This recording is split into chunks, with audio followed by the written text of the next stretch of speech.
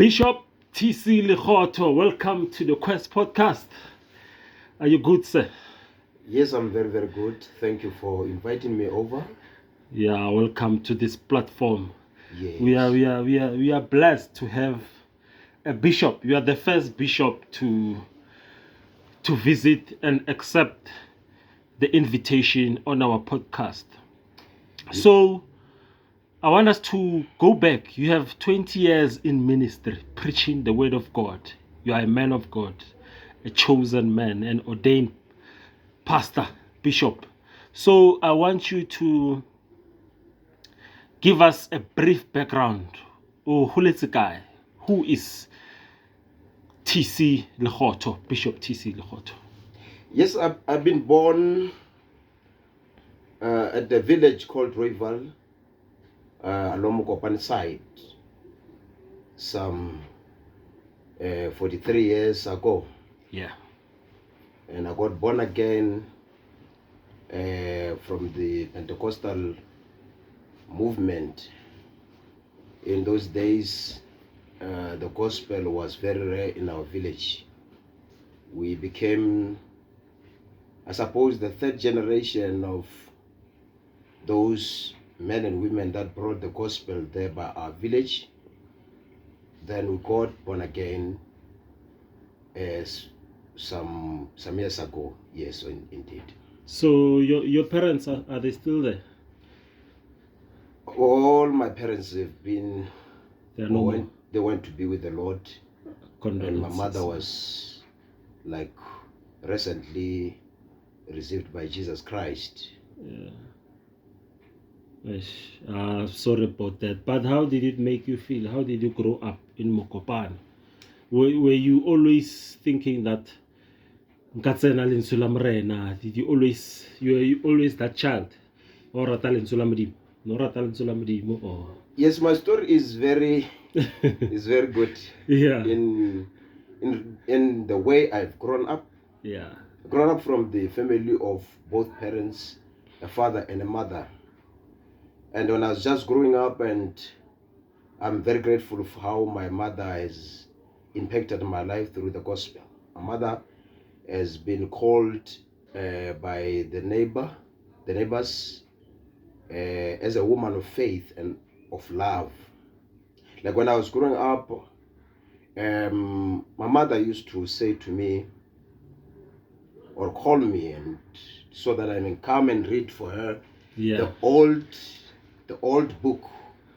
And she will say to me, come and read for me, and I will always do so, to read for my mother the Bible. And having to read the Bible day by day, little by little. Spedi or English? No, it was in our own language. It was in Spedi. Yeah. And then, but reading for my mother. Yeah. Remember, in those days, our parents never went to school like as we went to school. Indeed, sir. They were not able to read. Yes, my father at least passed standard 6, that old standard 6.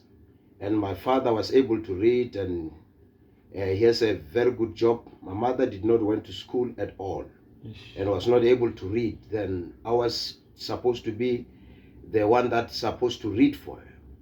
And she will call me and say, son, come read for me the Bible. And little by little, when I read, and she'll say to me, after you read, put the stick, like they used in the old days. They used to mark the Bible. They put the stick of benches or something. Yeah. And then I will read, and then put the stick.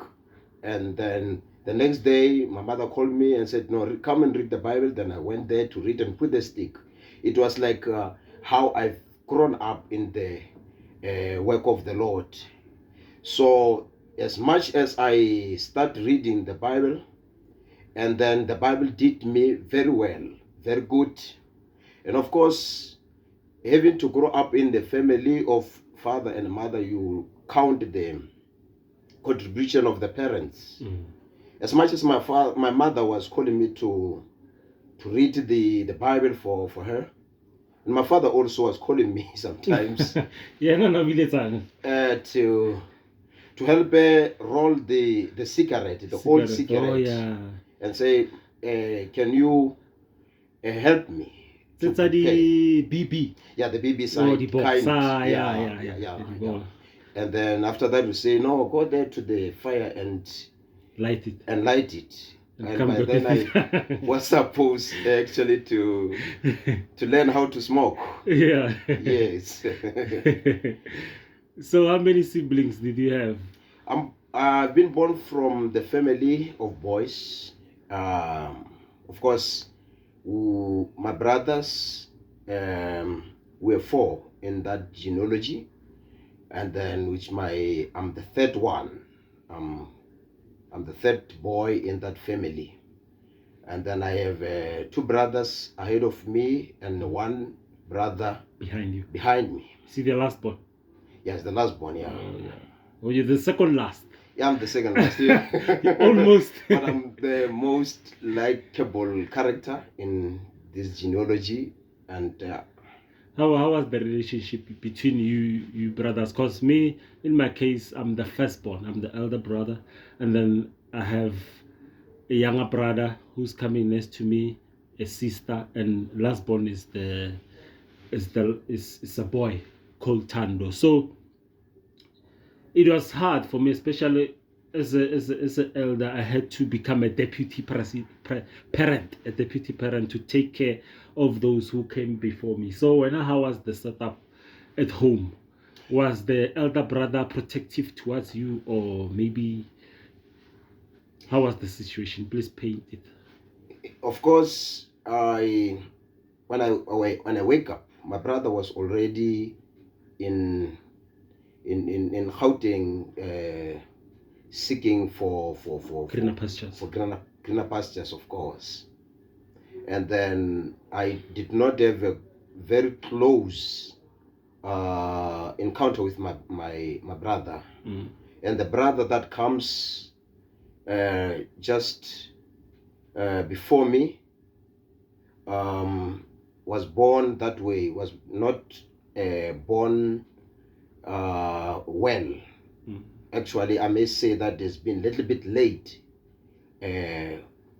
when my brother was born. And then you'll understand what I'm saying. Yeah. My brother is just slow, but it's a normal man, fit. The one that comes, that I come after him. He's the second born. The second born after my elder brother. Yeah, yes. So when did you think about coming to Pretoria? Or you get to school that side, or did you study this side? No, I studied there at Matsuela High School. Is the school that we grown up in that village. Then I studied there, and then I finished my matric. And when I finished my matric, I passed my matric. Then I was supposed to go to college. I came to college. Then I studied with Pretoria College. Then I was studying engineering then. Jeez. And my first and my second year, of course, also my third year studying there. In Pretoria West, studying electrical engineering. Yes, indeed. Or were you always passionate about engineering, or was it a course which was imposed on you? Not really passionate about, I was passionate about agriculture. You know, in the old days, they will say to you, agriculture has no vacancies. You can't find a job when you do agriculture. But I was very passionate in animal farming when I was growing up. Yes, in those days, the brother to my father had some animals that I was taking care of. No, not exactly the livestock, but of course little animals, like chickens, like goats. Yeah. Yes, indeed. Alright. Also, you came and did engineering, and when basically you wanted agriculture, how did you feel while studying engineering? Were you happy or were you just pleasing your parents at the time? Not exactly, because when you grow in the rural areas, there is no such a thing that is called career guidance. And you just go with the flow, like my friends. I have my high school friend that was good in mathematics. Then, because we were very close, then I increased the love for mathematics. Then I studied mathematics and science. And then because it was like we influence each other. And in a positive manner. Yeah, but my friend loved mathematics and was good in yeah. that. And then being very good in mathematics, it also impacted my academics, because I started loving mathematics also. Of course, which I did not do very well with mathematics, but based my argument with the fact that the guy influenced me right, and I did mathematics and science. Wow, that's good. And then I like those kind of friendships where you learning from each other instead of destroying one another, but picking whether someone is strong in maths and when you're strong in science, and then you combine, you learn, and that's really a good thing. So, what are the lessons you learned while growing up in the village? What has the village taught you? Having to grow up in the village, the village is very peaceful. The village, you'll not hear the gunshot, maybe for a period of 10 years or even lifetime. The village is very quiet and village is very good. And I also would love to build my future in the village. You are able to concentrate. It's not like in the township.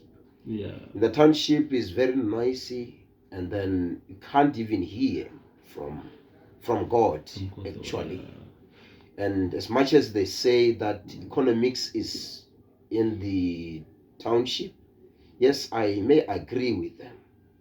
But economics is in the township, but life and neighborhood is in the village. Jeez, can you please repeat it? The economics is in the township. Yeah. But life and neighborhood is in the village. In the village where you get a peace of mind, because what you're saying is so profound. I always during the festives, about December, when it goes at work, I visit home in the Eastern Cape. Yes. So it's a rural Eastern Cape. So when I'm there, the atmosphere is different. It's different, and even my spirit feels at ease, and I feel like I'm in contact with nature. Like robala peacefully. Unlike here it's always busy, noise, and I feel like we are overpopulated also. So I could visit the river, stay by the river, go fetch wood, make fire, and I believe that kind of lifestyle, it helps you survive any kind of challenges you face. So I feel like more and more children must go back to the roots and learn and stay in the villages and learn there. I think we can learn a lot from people who are staying in the villages. Yes, the village is it's a good life. When we were growing up, there was a saying that says, the child in the neighborhood is my child. Yeah. Like the father in the next door, it's my father. Like that has grown me up. Even today, I totally know I can't hold the bottle of alcohol in the street. In front, yeah. I can't hold a cigarette next to the elder. And the worst part is that I cannot even hold a lady in front of, or in the front of the elder. And then that is what we have been taught, that to respect the elders, it will make you to increase lifespan. Yeah. Hlompha ba batswadi ke kokeletso e holo ya matsatsi. Yes, And of course. so moving on quite swiftly, so what your relationship now with your sibling, how is it now since the parents have gone? Okay, since the parents have gone, how are things? Things are very well. My brothers, we were together, we are inseparable. Yeah. Especially my elder brother, who will come by my place and then have a cup of tea. My brother loves tea. And then also my brother, we are totally very, very, very connected. And then and my little brother also, we are very much connected. Although we have different beliefs, these are different nations, and they have different beliefs. How I've grown up and how they've grown up are totally different. And they're different nations. But one thing I know for sure is that I'm the wisest, and then I'm the most achieved one amongst them. Yeah. So I became a pastor, my elder brother, and then attends my church, of course. And supports. Yes. And he's a very good guy, and I love spending time with. I don't know the age gap between me and my elder brother, but it's very, very big. Big, yeah. Yes, very big. So, but of course, he respects me as his pastor. Yeah. You're the pastor of the family. Yeah, I'm the pastor of the family. So, when did you think you find God, the encounter you had with God? You see, when I was 9 years, there were a lot of things that were just happening, and things that I may remember. I've grown up as a child, a very sick-like child. I was not physically alright, and I remember very well I was also having the problem with eyesight. Yeah, I can't see very clear, and my parents took me to the hospital. Then I was wearing glasses, and I remember sometimes my eyes just got darkened. Then it's when I started following the friends to church, and then it's where I got caught up with the love of the church. Was it the time of apartheid? Which year was this? How did the apartheid affect you? Sorry to. Of course, in the rural areas, apartheid did not affect us, because where our parents were working for the whites, the farmers, and the farmers made lots of impact in our rural areas. But there is something that I did not like that my father told me. And then my father was a good driver, and a lot of people got taught or has been the good teacher of the neighborhood or neighboring people for driving. Yeah. But my father was working as a driver, driving those white people trucks. And my father told me that one day they got into the accident, and then my father and that white person, and the got injured. Yeah, the truck fell into the pit whatsoever. I cannot explain it very well because I've been told. And then my father was in a critical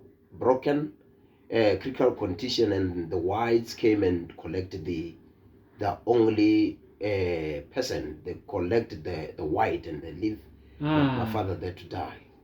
But hopefully my father lived, and that white man passed away. and that is what I totally hate about apartheid.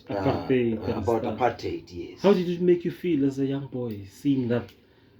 Was it normal, or did you become angry? I can imagine. Of course, it developed hatred to the race of white people, because they are different. They are English, then they are Afrikaners, and it developed hatred towards the white people, of course.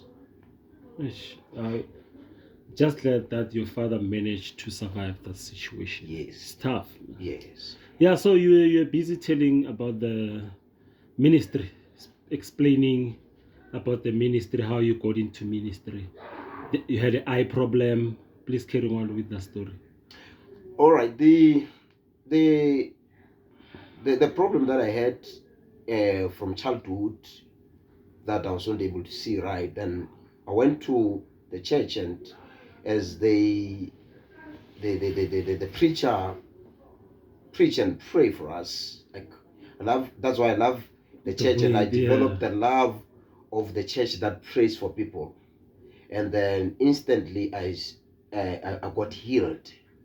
But the thing that I know now, that I can tell, that I grown up as a different kind of a child, and then not able to do the other things that other children will do. Yeah, because I was also reading a story. Shembe, the founder of Isaiah Shembe, the founder of Ishembe, Ibandla Lama Nazareth. They say before the guy was born, actually her mother went to the river. So there were a group of ladies, they went to fetch water in the river. So when they got there, they saw this beautiful flower, and then while Umama Gashembe was pregnant, and then went on and took that flower first and ate that flower. Yeah. So because of they wanted to take that flower was a beautiful flower. So they said, why were you eating that flower? He said, no, I saw that flower was beautiful. So when they got home, they explained the situation, how what happened, and they said, no, you eating that flower, it was a sign that you were gonna give birth to a prophet, someone who will change the lives of people.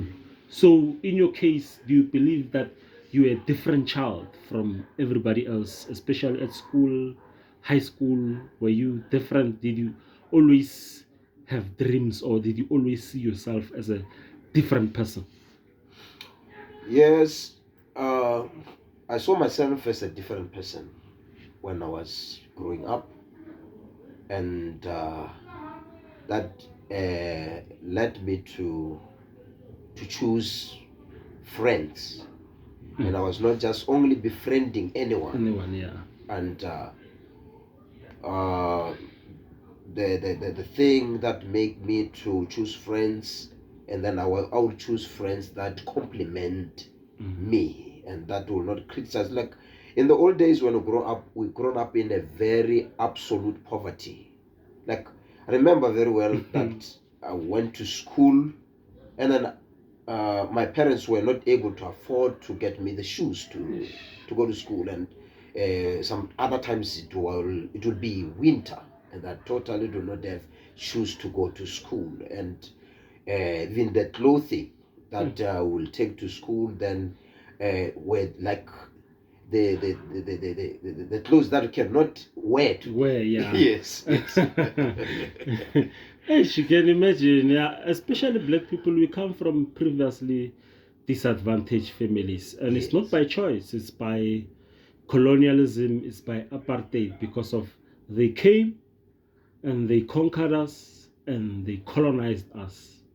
And when you look at the country, especially South Africa, it's numerical minority that has a cultural majority, meaning a fewer people who have a dominant culture.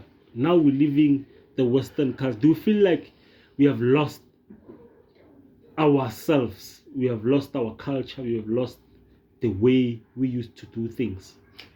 Actually, how are things compared to back then and now? And do you feel like, are we going in the right direction, or are we being misled, miseducated? Are we lost? What's going on? Of course, we are going in a very, very wrong direction. But being an influential figure, I will always love to encourage young people to embrace their culture and their language. I'm doing this interview in English, just to make you comfortable. Yeah. As a close, yeah, I'm close. Yeah. Yes, I'm just doing this to make you comfortable, because if I can speak my really language, you're not going to hear you. Yeah, of course, yeah. Yeah. So, but I believe we need to embrace ourselves and not lose ourselves. And yes. I'm quite happy as an influential person in the community, someone who's doing a lot of change, and actually you're doing a good job. So I don't want us to go far. This is just first part. I just wanted to know the man behind the pulpit, who is Bishop Thabang Lekgotho. So I actually get a sense, and I've actually learned a lot from your upbringing. Now on part 2, we'll be focusing more on dilo tsa kereke. More, we could be going deeper, the Bible. So I just want us to close this part. What are your final ways? How, if you had a chance to speak to a young Pastor Lekgotho, Thabang Lekgotho, what would you say? Or what things would you have done differently? Like, culturally speaking, I will encourage young black boys to embrace the culture. Firstly, because you cannot know where you are going until you know where you're coming from. Like when you can evaluate the level of, like I told you, that I've grown up in a very absolute poverty. And having to grow up in an absolute poverty, it made me to hate poverty with every passion, with everything. Everything. Yeah. If I have a car, I think make it like two like a koloi mo tseleng, poverty. Yeah. As a person, you understand? Because I totally do not like it, and I totally do not like people who define poverty. How they define it, I don't know, because I've grown up it. I know how it feels, and then how it can affect your tomorrow. Because number one, when you grown up in a poor family, you lose self-esteem, you lose self-image, you lose self-love, and then every time when you feel pity for yourself. That's why I hate it. Yeah. So it's true. Having to embrace the culture, it make me to have love of my people, and to have the passion to change the history and to change the story of the livelihood or the neighborhood. That is one of the reasons that influenced me to become the preacher of the gospel of Jesus Christ. Jeez. Yes. And secondly, that when if you grown up in a particular kind of environment, you must be the solution of that environment. You must really turn things around. And then, like, I focused on turning things around, and I'm working very hard to turn things around. You understand? And then to redefine, and how I've been growing up. Like my kids will never grow the way I've grown up. Went to the school without food in the stomach. It will not happen again. Yes, indeed. Somebody told me I was at work. I said, "You survived," and I said, "I'm the survivor. I'm the survivor, and I will never go there." Yeah. Yes. Thank you, Mr. Bishop T.C. Lekgotho, for part 1. We're coming again for part 2. This is the Quest Podcast. I'm your host, Usipho sethu kamlambisa ugaba ucosho uthethe bona zengomuntu omlambo. We out. Peace.